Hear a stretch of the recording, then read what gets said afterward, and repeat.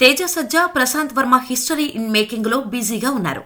ఈ ఇద్దరూ కలిసి చేసిన Hanuman movie positive mouth talk తో దూసుకుపోతోంది. టీజర్ రిలీజ్ నుంచి ఇండియన్ సూపర్ హీరో వస్తున్నాడు అంటూ ప్రమోట్ చేసిన మేకర్స్ లో బడ్జెట్ తో కూడా సూపర్బ్ క్వాలిటీ విజువల్ ఎఫెక్ట్స్ చూపించి పాన్ ఇండియా హిట్ కొట్టారు. యునానిమస్ పాజిటివ్ టాక్ రావడంతో హనుమాన్ థియేటర్స్ కూడా పెరుగుతూ ఉన్నాయి. సంక్రాంతి సీజన్ అయిపోవడంతో హనుమాన్ సినిమా లాంగ్ రన్ ని స్టార్ట్ చేసింది. ఇకపై ఎన్ని రోజులు థియేటర్స్ లో ఉంటుంది, ఎంత రాబడుతుంది అనేది సెన్సేషన్ క్రియేట్ చేయబోతోంది. ఎందుకంటే హనుమాన్ కలెక్ట్ చేస్తున్న ప్రతి రూపాయి ప్రాఫిట్స్ లోకే వెళ్లిపోతున్నాయి. ఈ మధ్య కాలంలో ఇంత క్లీన్ హిట్ టాక్ ఏ సినిమాకి రాలేదు.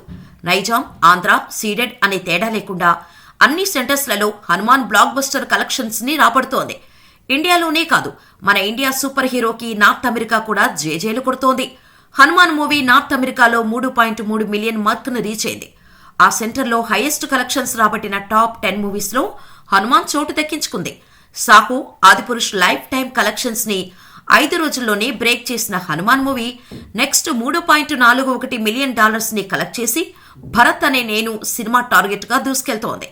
ఒకవేళ హనుమాన్ మూవీ $3.5 మిలియన్ కలెక్ట్ చేస్తే మాత్రం రామ్ చరణ్ రంగస్థలం సినిమా రికార్డు కూడా బ్రేక్ అయిపోయినట్టే.